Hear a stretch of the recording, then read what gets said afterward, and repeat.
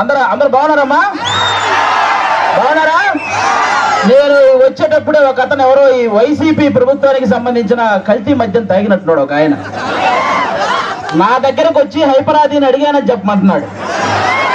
ఆ కల్తీ మద్యం ఎంత పని చేస్తుందో మీరే చూడండి. ఇంకొక అతనైతే స్విచ్ ఆఫ్ అయిన ఫోన్ తీసుకొచ్చి నన్నే సెల్ఫీ అడుగుతున్నాడు.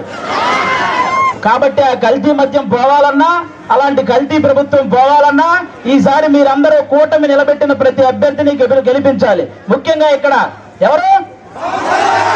పవన్ కళ్యాణ్ గారు. ఫస్ట్ టైం నాకు పిఠాపురంలో నేను ఎందుకు పుట్టలేదా అని బాధగా ఉంది నాకు.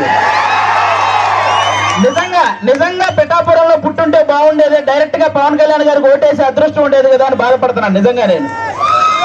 కాబట్టి ఇవన్నీ మీరు గమనించి ఈసారి పవన్ కళ్యాణ్ గారిని భారీ మెజారిటీతో గెలిపించాలి. దానికోసం ఇక్కడ కృషి చేస్తున్న మన వర్మ గారికి, అలాగే బీజేపీకి సంబంధించిన కృష్ణరాజు గారికి, ఇద్దరికి కూడా చాలా పెద్ద థ్యాంక్ యూ. అందరూ వాళ్ళిద్దరికి ఒకసారి గట్టిగా క్లాప్స్ కొట్టాలి మీరంతా. వాళ్ళిద్దరి సపోర్ట్ లేకపోతే ఇక్కడ ఇంత జరగదు. అలాగే ఈ వైసీపీ ప్రభుత్వం మిమ్మల్ని ఏం చెప్పి ఓటు అడుగుతుంది? మీ ఇంట్లో మంచి జరిగితే ఓటేయమంటున్నారు, అవునా? అసలు వాళ్ళ ఇంట్లో మంచి జరగలేదని ఇద్దరు చెల్లెలు రోడ్డు మీద తిరుగుతున్నారు, అవునా కాదా? మరి వాళ్ళ ఇంట్లోనే మంచి జరగనప్పుడు మీ ఇంట్లో మంచి ఎలా చేస్తారు? అది ఒకటి మీరు గమనించాలి, అవునా? ఇంకోటి ఏమంటారు? మేము పొద్దున బటన్ నొక్కితే ఆడవాళ్ళ అకౌంట్ లో 10,000 రూపాయలు పడుతున్నాయి అంటారు, అవునా? మరి సాయంత్రం మూతిప్పితే మగవాళ్ళ అకౌంట్ లో నుంచి 30,000 పోతున్నాయి. మరి వాటి సంగతి ఏంటి?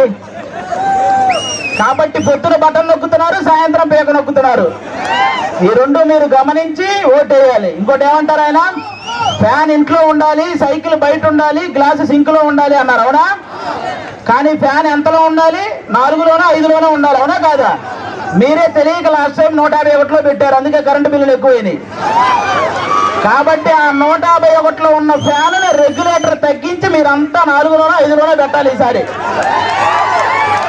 అప్పుడే మనందరం హ్యాపీగా ఉంటాం, అవునా కాదా? ఇంకోటి ఏమంటారు ఆయన? మేము సింగిల్ గా వస్తున్నాం, మీరంతా కలిసి వస్తున్నారు అంటున్నారు, అవునా? మన ఇంట్లో ఒక దొంగ పడితే ఏం చేస్తామమ్మా మనం? ఒక 3-4 కలిసి తరిమి కొడతామా లేదా? మరి రాష్ట్రంలో ఇంతమంది గజ దొంగలు పడితే మరి తరిమి కొట్టాలా లేదా అమ్మా మనందరం? మరి కలవాలా లేదా? చెడుని చంపడానికి ఎప్పుడూ మంచి కలిసే వస్తుంది, అవునా కాదా? ఇక్కడ రీసెంట్ గా వంగా గీత గారు వడదెబ్బ తగిలి పడిపోయారని విన్నాను, అవునా? కానీ 5 సంవత్సరాల నుంచి మనకి ఎన్ని దెబ్బలు తగిలినాయమ్మా?